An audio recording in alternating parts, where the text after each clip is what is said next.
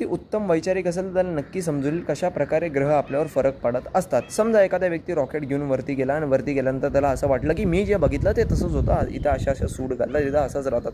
पण प्रश्न असा आहे की तू ईश्वर असतो, तो म्हणतो बाळा हे असं नाहीच आहे, तुझ्या व्यतिरिक्त कोणी दुसरा बघणार नव्हता. आणि जे जे तुला कळालं ते त्याला काहीतरी वेगळं कळालं, ह्याला काहीतरी वेगळं कळालं, तुला काहीतरी वेगळं कळालं आणि ह्याच्या पलीकडं काहीतरी वेगळंच होतं जे तुला समजलंच नाही.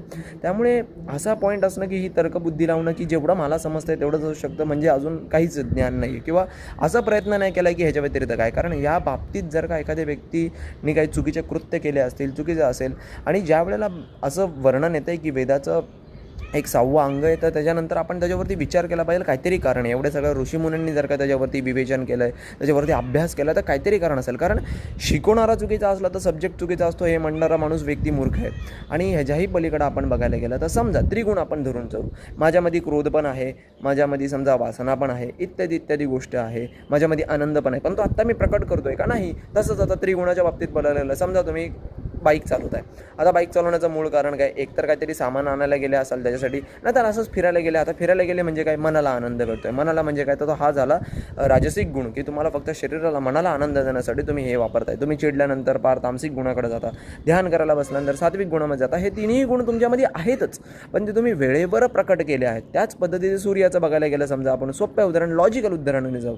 सूर्य आपल्याला वीर्य देतात, तेज देतात, ते सूर्यप्रकाशाने आपल्याला अन्न भेटतं. त्यानंतर पावसाच्या थ्रू जे काही बाष्पीभवन बनतं त्याच्याने आपल्याला अन्न उगवतं, अन्न इत्यादी भेटतं. ह्याच्याही पलीकडं चंद्रमा मनसो जात श्री सुक्तामध्ये वर्णन आहे. चंद्रमा मनाचा कारक आहे, मनाचे विचारांचा कारक आहे. जसं चंद्रमाच्या कला बदलतात तसं विचाराचा मनाचा सारखी सारखी बदलते. त्याच पद्धतीने चंद्रमाच्या वेळेमध्ये रात्रीच्या लोकांना पौर्णिमेचे ते प्रेम करणाऱ्या लोकांना आवडतं. शुक्राच्या बाबतीत बोलायला गेलं सौंदर्य आहे, भावना आहे.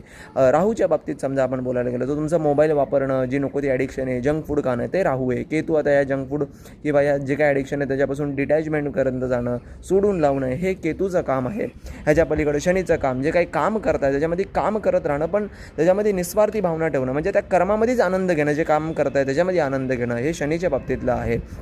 गुरु आणि बुधाच्या बाबतीतला आपण समजा बोलायला गेलो तर गुरु आणि बुध किती छान आहे. आता गुरु तुमच्या आतमध्ये एखादा गुरु तर बसलेलाच आहे की तुम्हाला असं वाटतं अरे मी हे जे करतोय ना हे चुकीचं आहे, हे माझ्या करण्या योग्यतेचं नाही, ह्याच्याबद्दल मला लाज वाटली पाहिजे असं सांगणारं तुमच्या आतून बसलेला गुरु. आणि ह्याच्याही पलीकडं की आता मी जे करतोय ते करताना सुद्धा त्याचं फळ काय भेटेल, काय चांगलं भेटेल की वाईट भेटेल हे समजवणारी बुद्धी, मग ते तशा प्रकारे बुध आहे. त्यामुळे सगळं ग्रह तुमच्याच आतमध्ये विराजमान आहे. कारण अहम ब्रह्मास्मी या शब्दाचा पूर्ण एक पद्धतीने झाला. आणि ह्याच्याही पलीकडं त्या सगळ्या ग्रहांचे हे सगळे मिनिस्टर आहेत, छोटे छोटे, पूर्ण भगवानच्या सगळे शरीरामध्येच आहे.